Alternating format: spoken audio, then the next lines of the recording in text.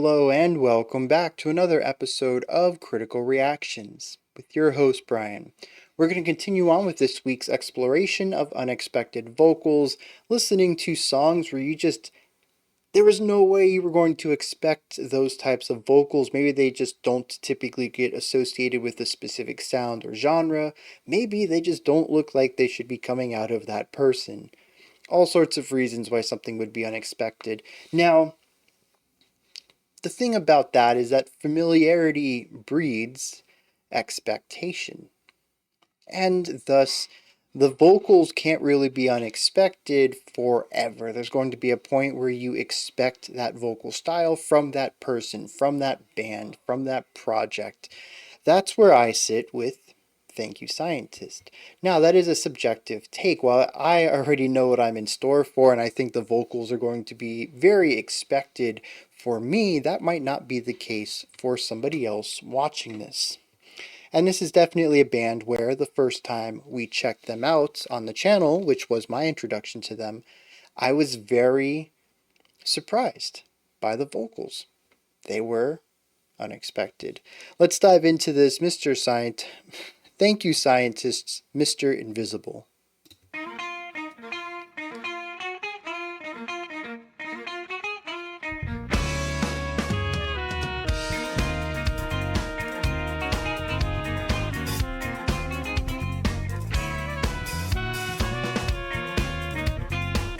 Very interesting phrasing here. We basically have a 12-beat phrase broken up into like 3, 5, and 4, and then a 4-beat. Oh, that was a nice little, beautiful.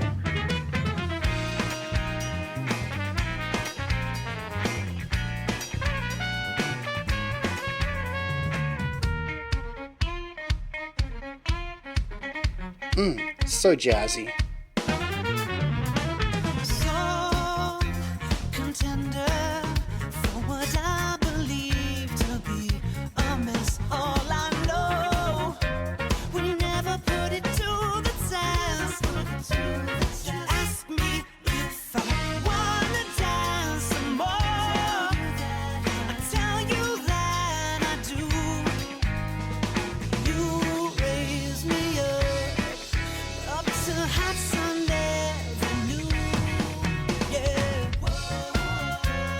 Oh, dude, that bass line.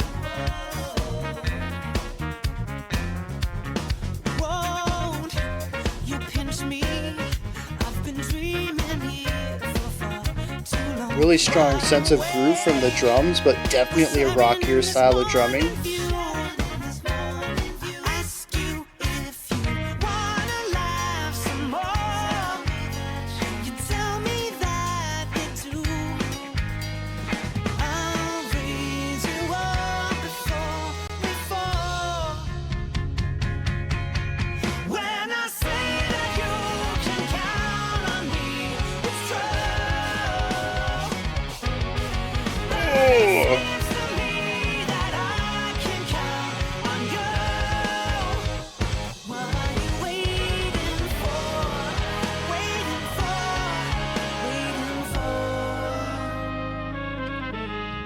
Yeah, dude, the instruments providing harmony against the vocal 4.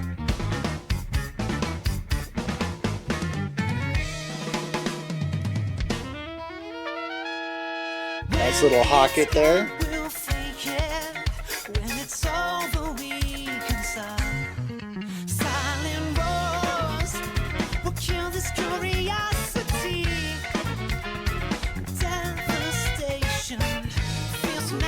Guitar just sort of vamping in the backgrounds. Nice little staccato riffs on those chords.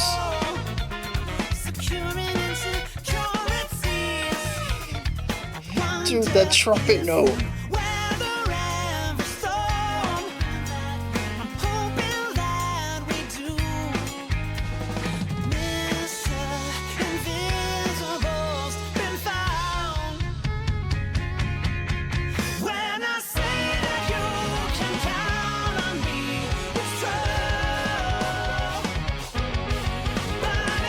Yeah, that little metric modulation there is slick.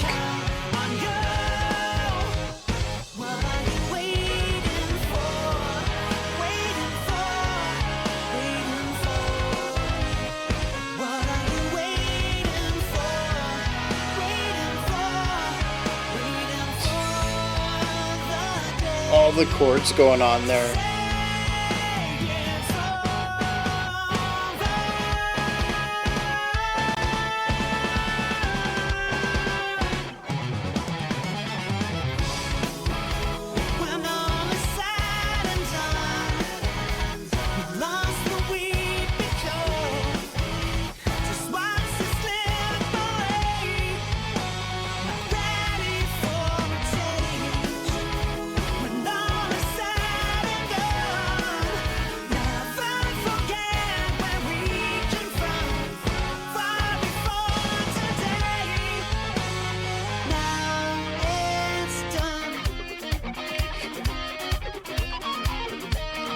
Very funky.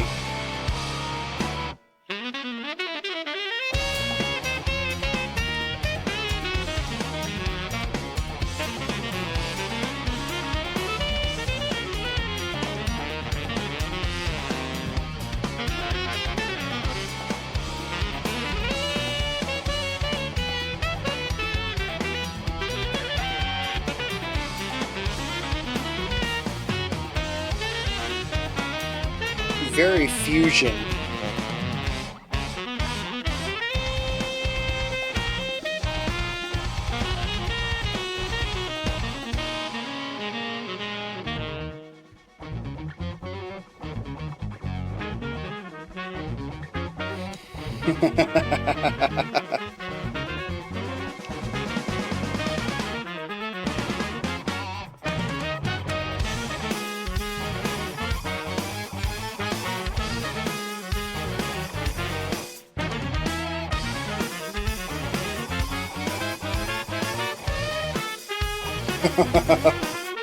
Finding that unity finally.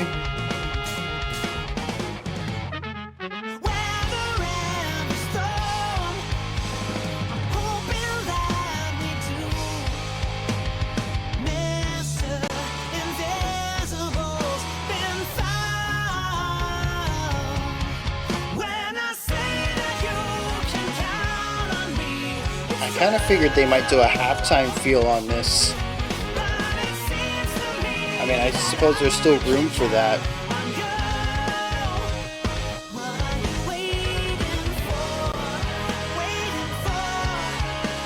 Oh, I forgot they do the halftime feel right there.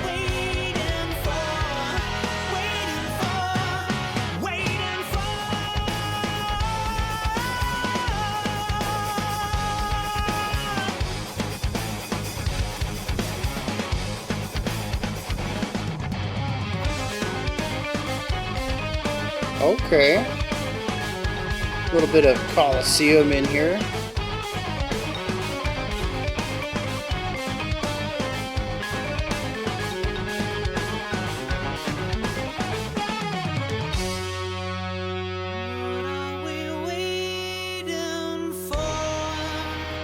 Oh.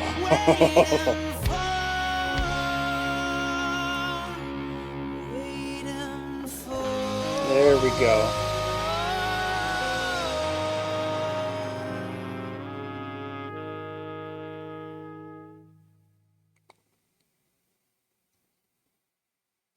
Yeah, that was a fun little closure. So, yeah, I like that. Which, I mean, it's Thank You Scientists. I don't think I've been met with a single bad reaction from them. This definitely seems their most progressive, though. They definitely have a jazz fusion element, which is kind of where I expect them to be based on my very limited exposure to them.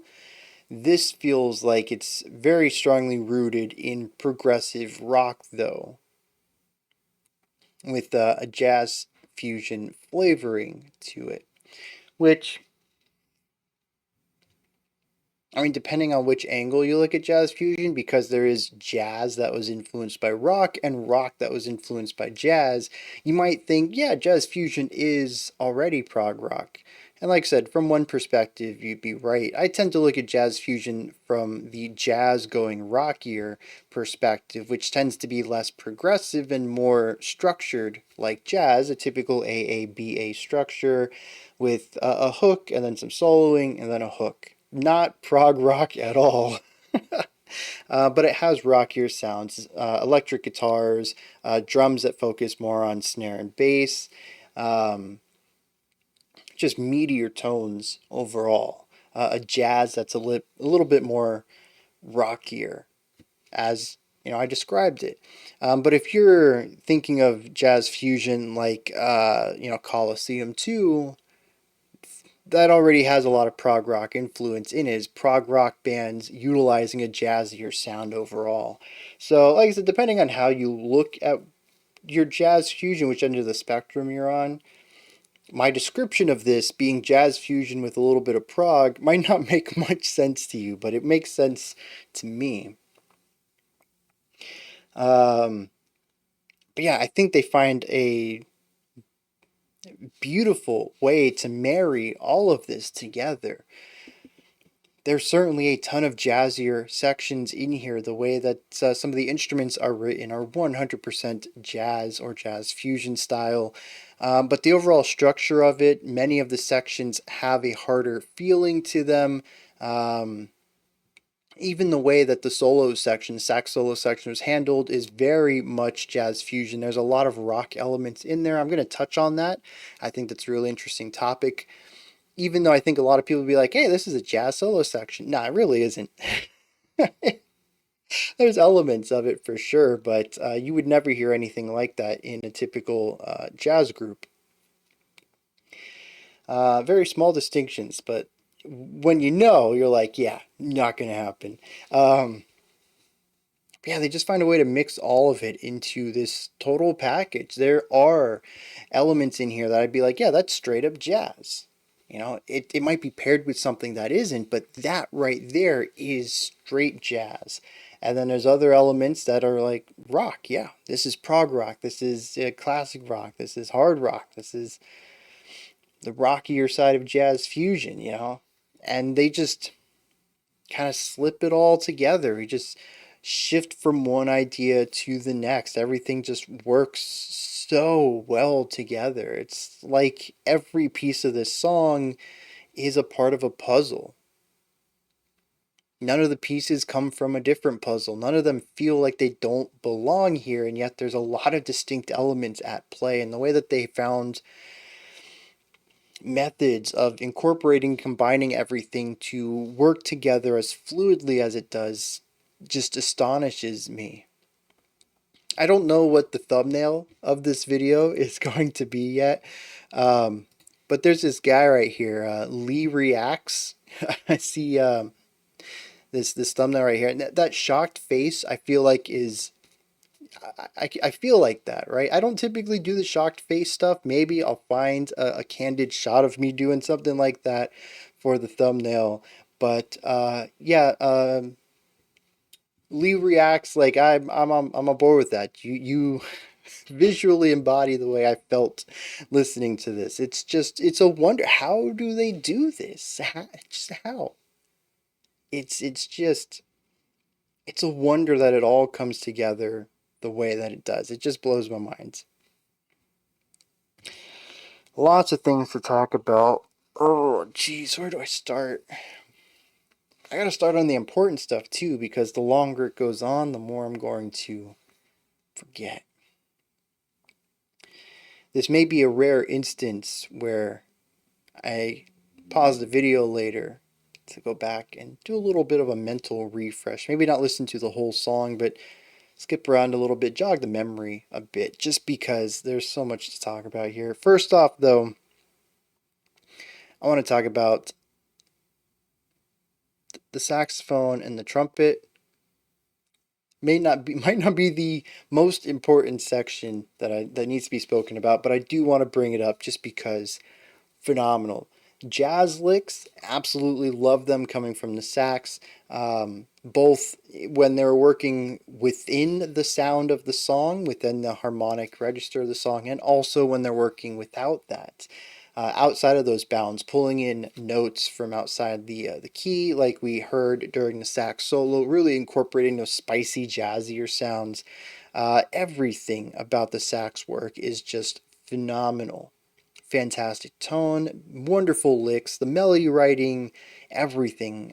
I don't know if this is improvised or not, given that I would put this as prog rock. I'm going to assume that all of the stuff is pre-composed, but I mean, still, just a wonderful job. Every single time the sax comes up, I'm like, that was perfect.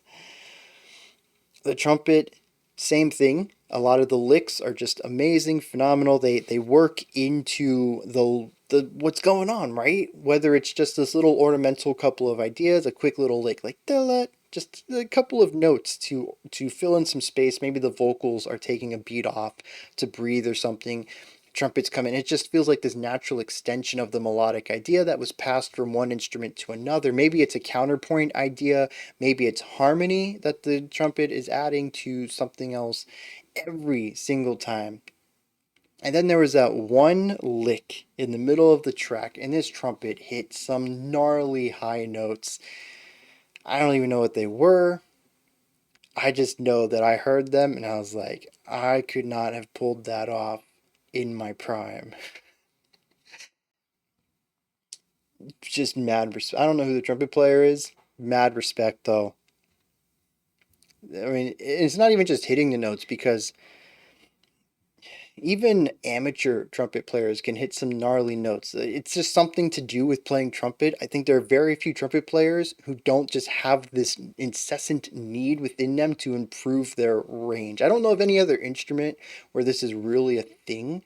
I mean, maybe it is outside of the smalls. It's not like I went and interviewed every performer across the world.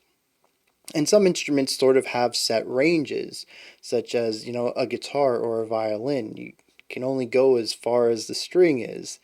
So, but like with the trumpet, there just always seems to be that next note and the camaraderie, especially of playing with other trumpet players, of who can hit the highest and, building up off of each other. Oh, you just hit that, the A above the staff. I'm gonna hit the B flat. I'm gonna go, half step above it. You hit that B flat. So I was like, dude, last night I pulled off a B. Let me show you. Just like blast it out. Um, it's just a part of trumpeters, I think. Um, but it's not so much about hitting the note because that's one of the first things you learn. What separates an amateur from a pro is the way that you hit the note. And I know I talk about this all the time when we bring up like classical music. It's not about hitting the note, it's about hitting it correctly. But I mean, yeah, it's an important part of instrument playing. Um, and when it comes to these higher notes, you can kind of squeak them out when you're building your range into them, and they're very thin and they kind of lack the body and the power and the presence, which is what this trumpet player has. When he hit those notes, it wasn't faint, it wasn't weak, it wasn't, oh, I just barely got up there. To me, it sounded like I could go higher, but this is where I'm still comfortable out at. And that just blows my mind because it tells me that his range is even stronger. His range is even higher than what was played here. It's just bonkers stuff. And it's just played with such clarity and confidence, and that's what it's about. And it was done without blasting, too. A lot of amateur trumpet players will think you just got to blow harder to get. Not. It ain't gonna work.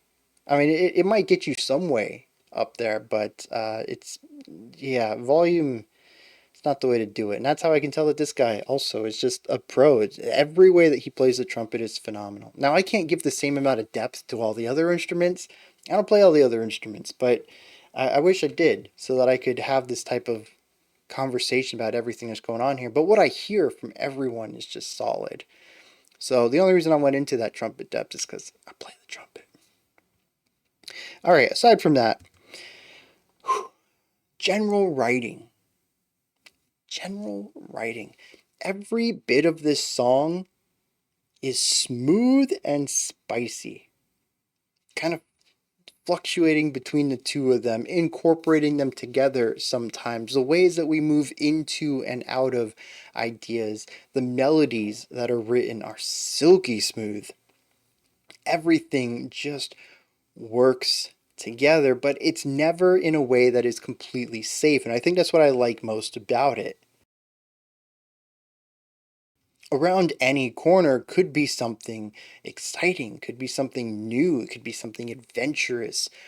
We hear this all over the place when this writing tends to get a bit more complex, more layers added on top of each other, an exploration of harmony outside of the key, outside of the chord, even expanding on the key within, looking at chords with added on notes.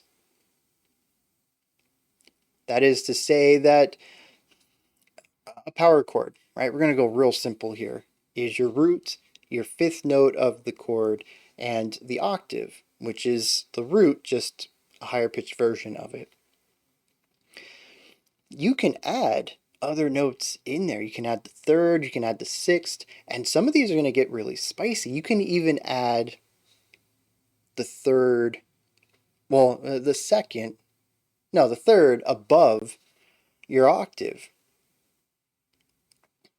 And so you end up with chords, and you can just continue to name all these new chords by adding notes that are still within the key. You're not picking from outside. You're not bringing in any of that extra spice through dissonant harmony of selecting notes that don't belong with the set of notes. They still all belong with the set, but you can create extra character, extra coloring by continuing to add notes, and you can even go above just this one octave that chords typically reside within.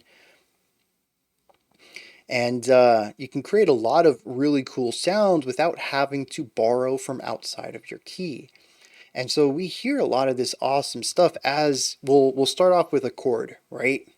Probably from the guitar or something. The vocals might be playing one of the key notes within it. Maybe they're playing the octave.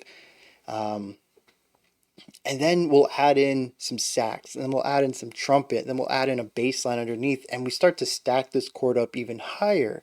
Sometimes we just add on to the same notes that we already have within that bass chord. Sometimes we add on extra notes, sometimes outside of the key, sometimes within it, and it creates all these complex, jazzy chords going on. And it's this idea of building blocks. The entire song is built off of something incredibly simple. We listen to one of the main guitars in here. They're playing chords all throughout. Usually some sort of idea of, like in the verse, we have this vamping of the chords doing these rhythmic ideas, very staccato, palm muted concepts, very rhythmic off of this one chord, right? Using a lot of palm mutes to create these quick staccato notes. The bass sometimes has these really sick bass licks going on, but also a lot of walking bass lines in here outlining the harmonic concept.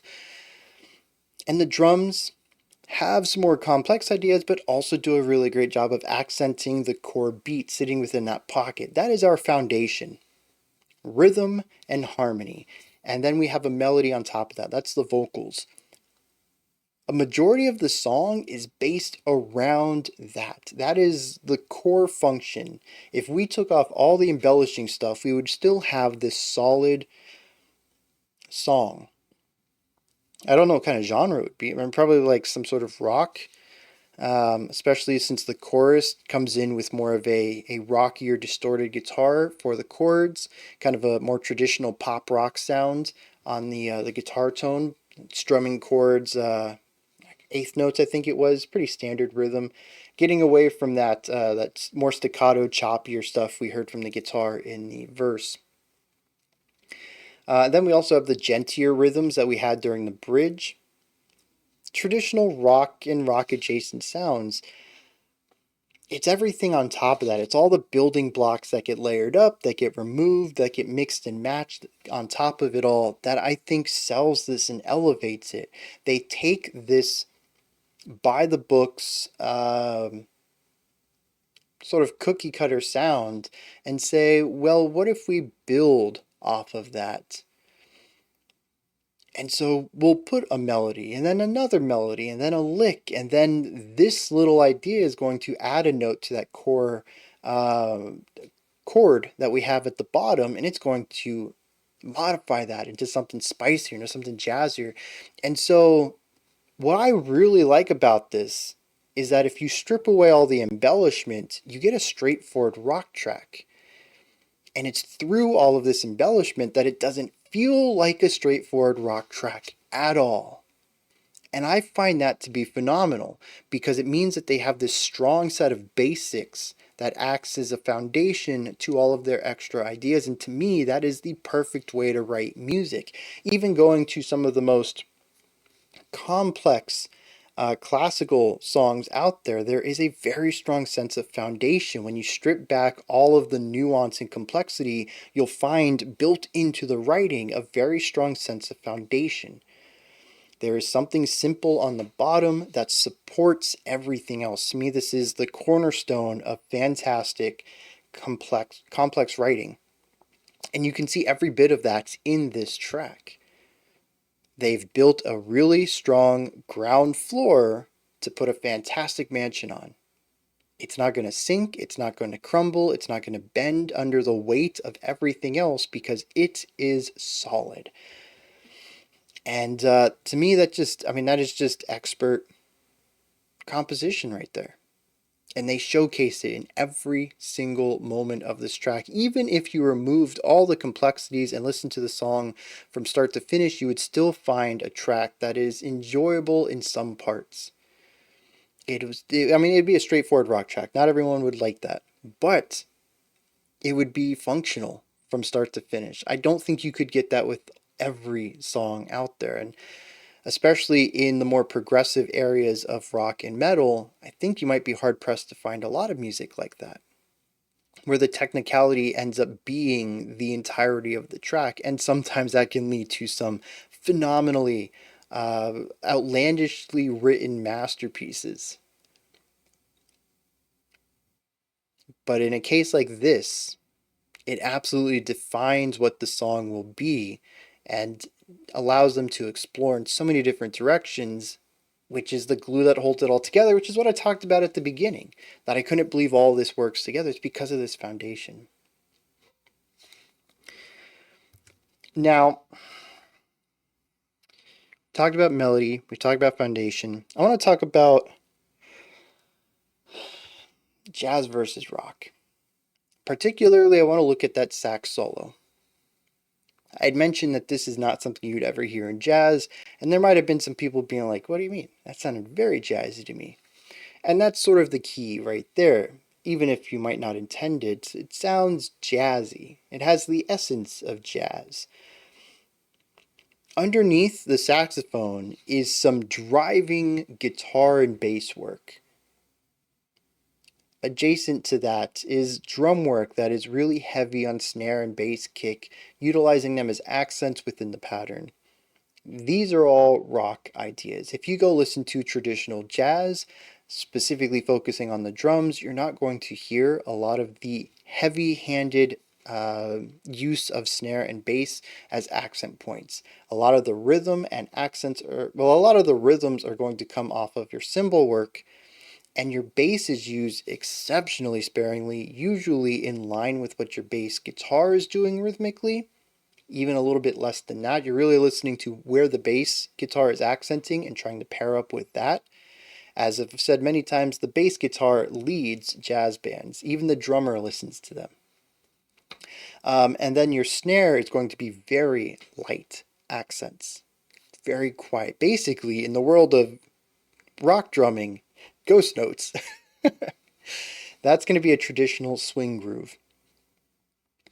Now, the drummer did have some swingy ideas in there that brought the jazz flavor, but it really focused on snare and bass and was very loud. This brings a rock flavor to the drumming. Also, when it comes to jazz playing, the supporting elements in a solo is pretty much just your bass and your drums, sometimes a piano, your rhythm section. You usually don't have anything big underneath it. Your bass guitar is the leader. They're outlining the harmony, outlining the chord progression, providing quarter notes, boom, boom, boom, boom, boom, boom, boom, boom, really laying down the rhythmic elements. Your drums are giving you rhythm, and sometimes your piano is vamping around, having little ornamental ideas. That is it. It's basically nothing under the lead solo instrument.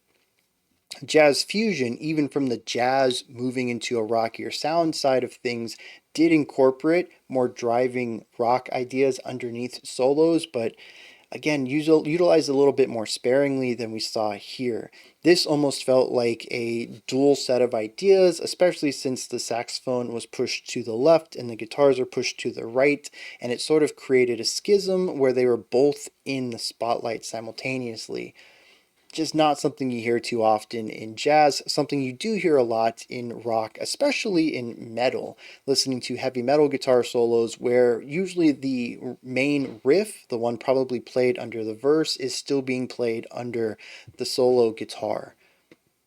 Just not something that happens in jazz too often. And so that section to me comes off as very rock oriented with a very jazzy sax solo, especially since the saxophonist, as I mentioned earlier, liked to deviate into spicier chords.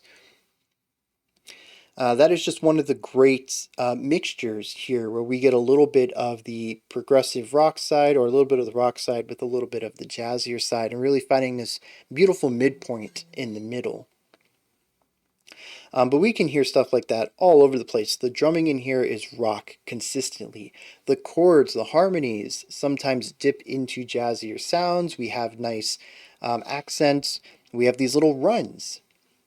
These rising, escalating bum ba ba bum ba ba bum ba ba ba. That's a very jazzy idea that you would hear usually underneath or alongside a melody, which happens often here alongside the vocal melody. Very jazzy ideas, but a lot of what the band is doing is rock.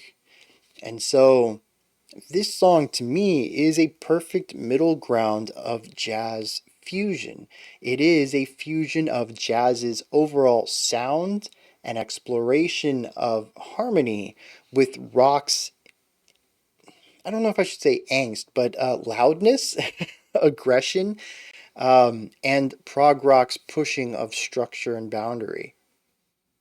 And finding it almost like a perfect middle point between those two extremes, meeting them directly in the middle and creating a song that showcases and houses the best of both worlds. And I think that's what I walk away from this most pleased about. It doesn't really favor one over the other. It showcases the best of both worlds simultaneously, frequently. It never really says, oh, this is our jazz side, this is our rock side. It's like, hey, this is who we are, and it just happens to be a mix of both. And they pull it off so effortlessly. And I don't know that I've ever been able to say that and realize that about Thank You Scientist in the past.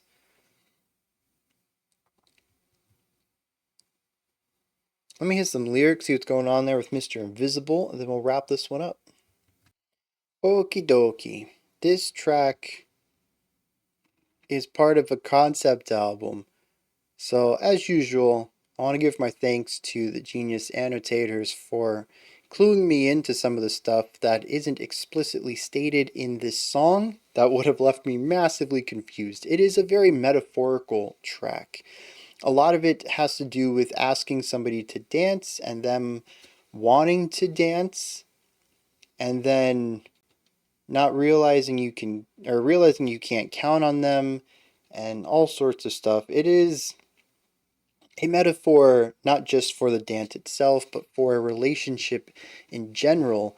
And it's something that has gone on for a couple of tracks here. The characters that we have are the singer and the love interest. I don't know if that's official terminology for them, but it is how this annotator has chosen to view this. The song starts off with Soul Contender. For what I believe to be a mess, all I know is we never put it to the test. I would never have picked this up. A Soul Contender is about narrowing down the dating pool to a single person. This is my love interest. This is who I want to be in a relationship with, realizing that the relationship is probably a mess, knowing that they are sort of a mess and that they never really got to a point where this relationship was tested. It says we never got to put it to the test. Later on, it says, you ask me if I want to dance some more, and I tell you that I do. You raise me up to heights that I never knew, right? So we got into this relationship, we both wanted it, and you make me a better person.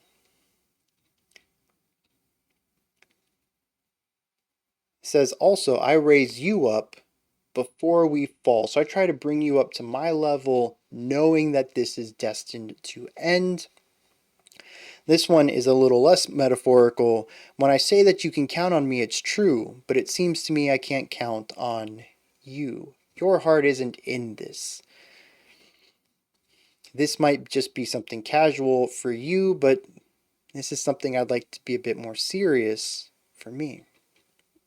With the end of the chorus that we hear so frequently is, what are you waiting for?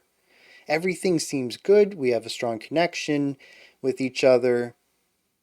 Why won't you take that next step with me? That's the whole thing there. And that's pretty much the whole song. At one point he says that I hope this is something more. Weather every storm, I'm hoping that we do. The idea that maybe you might have a change of heart and we can get past any rockiness and push forward and continue to push forward through every hardship. But at the end, repeatedly, what are you waiting for? Waiting for. Waiting for. The idea of Mr. Invisible, though, says Mr. Invisible's been found. The annotation states that Mr. Invisible is a personification of the singer's hidden depths and potentials. Basically, the idea that he says, you elevate me, what do you say? You raise me up to heights I never knew. There's this person on the inside that was invisible to me that I now see because you've helped me see them. This is a point of no turning back, which I think is interesting given that this is track 4 in an 11 track album. We're getting very close to a middle of the album. This could be a point of no return. This character has been changed in a way that they cannot be changed back from. That sounds like a really great idea to put in the middle of a story.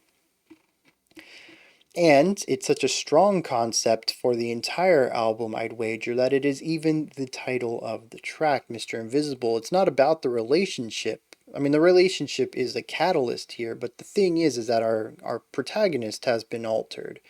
An element of them that they never even knew about has been discovered, showing untapped heights, potential within them. They can be more than they ever thought they could.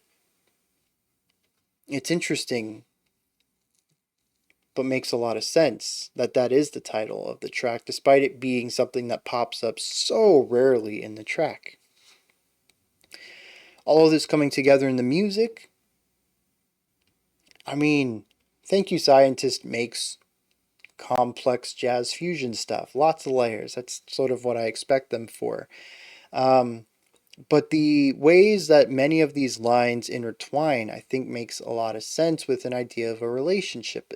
And the concept of two people not really being on the same page is showcased in a couple of places here with some of the spicier ideas, kind of taking this very strong basic foundation and building off of it, doing other things with it. There's obviously this root that says, hey, we just want to make a solid rock track here. And then the other half of the song is like, but we could be doing so much more. I don't know if that's something they thought about, but I definitely see that schism there. But I even talked about this division between the electric guitars and the sax solo in the solo section, which in retrospect, I didn't bring this up. It's kind of weird that your solo instrument wasn't center panned or center channel, and that the background instruments, including those guitars, would have been pushed out to the side. That feels like a more natural way of producing that section. But instead, having this very large gap by separating out these two groups, the jazz solo and the rock bass line. Not the bass instrument line, but just the foundation of the song. So actually, I wonder if it is intentional having these two elements of the track operating so inconsistent, not so divided from each other, but in ways that are congruent. Like I said, the whole song is fluid. It flows in a way that just makes a lot of sense, but there is a division. I can clearly hear the jazzier sections divorced from the rockier ones. I don't know. There is a duality in here. I'm kind of curious if that was intentional or if it just happens to be the way they write music, which I kind of assumed it was at first. Those are my thoughts. Thank you, scientist Mr. Invisible. What did you think of this track? Was there anything that stood out to you? Anything you'd like to add on to what I said or correct me on? Maybe you just have your own thoughts or opinions or perspectives on this track. Drop all of that down in the description box. Above that, drop all that in the comment section. Above that, in the description box, you'll find a link to Linktree. It takes you to this menu here. You can find links to my music, ways to support the channel, a link to the Discord server, and so much more. Above that, if you could, like, subscribe, and ring the bell. I greatly appreciate all three of those. That wraps it up for today, but I'll be back tomorrow at 5 p.m. Eastern Standard Time, 9 p.m. UTC as usual. Until next time, remember to be critical, not cynical, of the music you listen to, and have a fantastic morning, afternoon, or evening, whenever you choose to watch my videos.